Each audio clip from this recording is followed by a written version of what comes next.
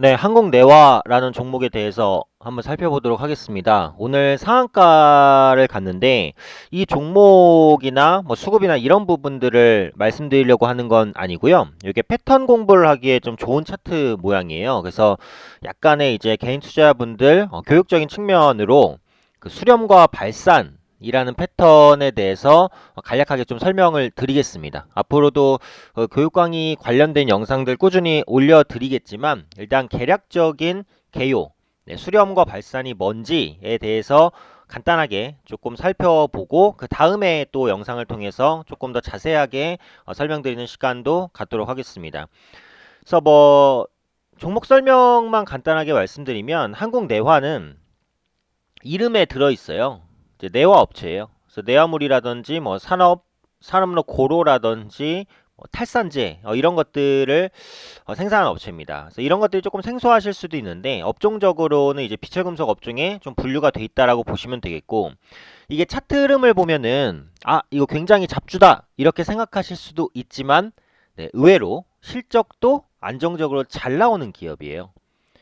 네, 그래서 실적적인 모멘텀도 나쁘지 않은 그런 기업이다라고 보시면 되겠어요. 물론 오늘 이제 급등을 했기 때문에 상대적인 가격 매력이 조금은 떨어질 수도 있다라고 봅니다만 어쨌든 실적은 견조하게 나오는 종목이라는 점, 네, 그 부분 좀 말씀드리도록 하겠습니다.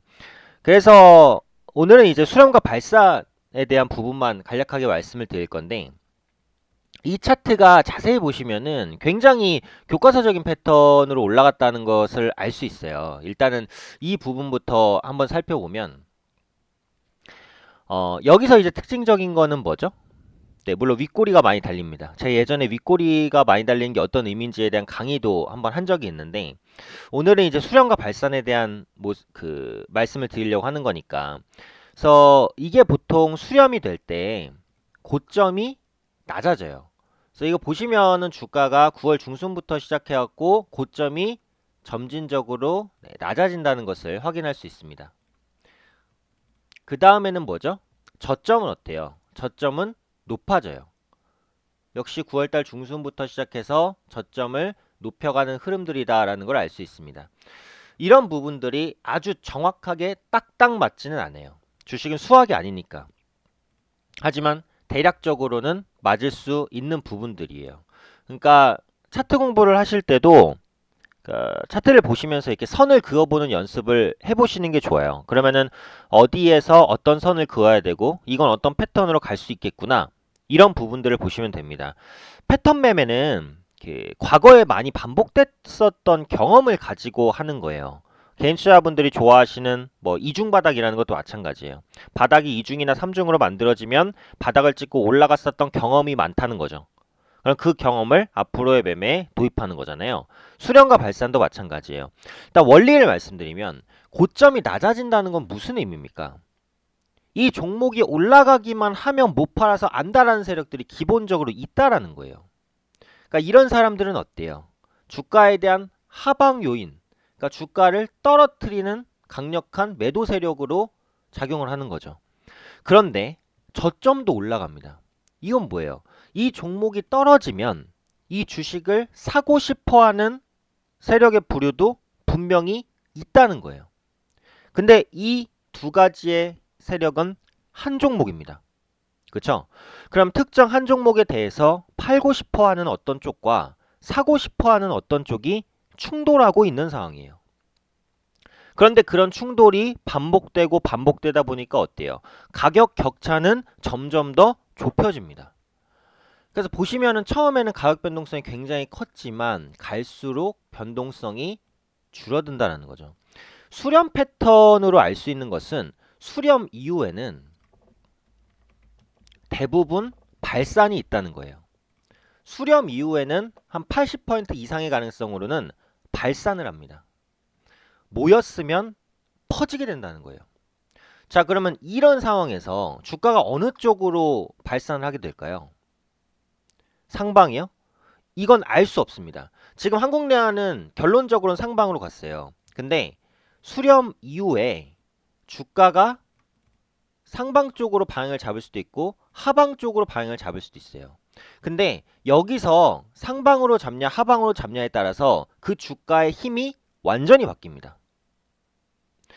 수렴 이후에 상방 쪽으로 방향을 잡고 있다는 건 뭐냐면 결국은 매도와 매수의 공방에서 매수 공방 쪽으로 힘이 기울었다는 것을 의미해요.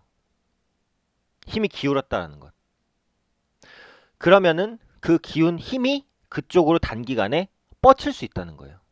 그래서 상방 쪽으로 튀어나오는 움직임이 있으면 단기적인 급등 가능성이 있고, 반면에 하방 쪽으로 튀어나오면 아까 말씀드렸듯이 매수와 매도의 공방에서 매도의 공방이 좀 더 우위를 차지했다는 거거든요.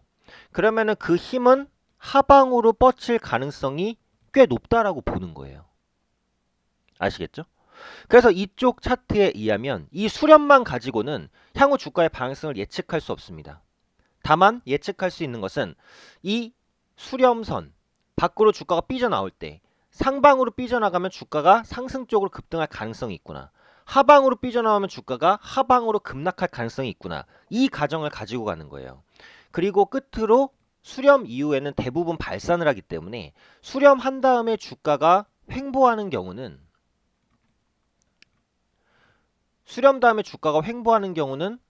거의 없습니다. 아예 없진 않아요. 하지만 많지는 않아요. 자, 그러면 수렴이 왜 일어나는지, 그리고 수렴 후에는 발산이 왜 나타나는지까지 말씀을 드렸어요. 수렴 후에 발산이 나타나는 방향으로 주가가 강하게 튈 수 있다. 그리고 보통 그렇게 튈 때 거래량이 동반되면 신뢰도가 더 높습니다. 근데 대부분 수렴 이후에 발산을 할 때는 거래량이 터져요. 거래량이 왜 터질까?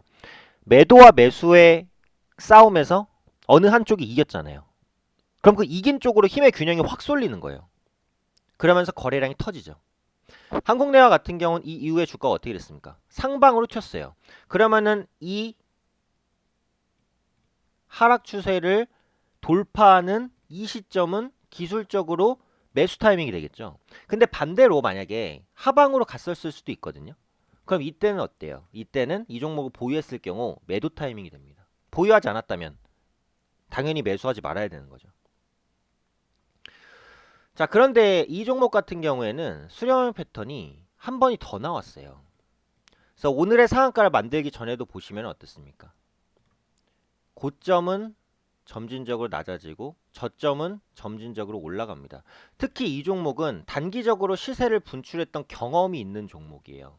이건 뭐예요? 이런 종목을 보통 끼가 있는 종목이라고 하거든요. 네, 끼가 있는 종목. 급등에 대한 끼가 다분한 종목이기 때문에 수렴 이후에 다시 한번 발산할 수 있는 가능성이 있죠. 그리고 이게 수렴하는 형태도 여러 가지가 있어요. 똑같이 고점과 저점이 이렇게 비슷하게 갈 수도 있고, 고점이 더 크게 낮아지고 저점이 완만하게 올라갈 수도 있고, 고점이 완만하게 낮아지고 저점이 크게 올라갈 수도 있습니다. 그러면 뭐가 좋아요? 당연히 이게 가장 좋아요. 고점은 완만하게 낮아지고 저점은 조금 더 크게 올라가는 게 좋습니다. 왜? 여전히 매수와 매도가 공방을 보여주고 있지만 매도의 힘보다 매수의 힘이 조금 더 강하다고 보는 거예요. 자, 첫 번째, 이 경우에는 하락하는 힘과 상승하는 힘이 좀 비슷했어요. 근데 이 경우에는 하락에서 올라가는 각도가 조금 더 가파릅니다. 이거는 발산이 상방으로 갈 가능성이 조금 더 높다라는 것을 의미해요. 그래서 앞서 말씀드린 부분에 따라서 발산이 상방 쪽으로 뻗치게 되면 매수 타이밍이 되겠죠. 근데 반대로 하방 쪽으로 뻗치게 되면 매도 타이밍이 되겠죠. 근데 오늘은 어떻게 됐습니까? 상방 쪽으로 뻗치면서 급등을 했죠. 그러면은 이 화살표를 그려준 이 지점은 매수 타이밍이 됩니다. 거래량은 아까 말씀드린 대로 전부 다 동반이 됐죠. 네, 그래서 오늘은 그 한국내화를 통해서 수렴과 발산에 대해서 간략하게 말씀을 드렸습니다. 그러니까 세부적인 내용을 보자면 분봉까지 들어가면서 봐야 되기 때문에 조금 더 복잡해져요. 네, 오늘은 수렴과 발산의 의미, 그리고 수렴과 발산이 왜 일어나는지, 그리고 수렴과 발산이 나타날 때 매수 타이밍과 매수 타이밍은 어떻게 되는지, 이 부분에 대해서 말씀드렸으니까 이런 부분들 반복해서 보시면서 자기 것으로 익히신다면 주식시장에서 큰 무기가 될 것이라고 생각합니다.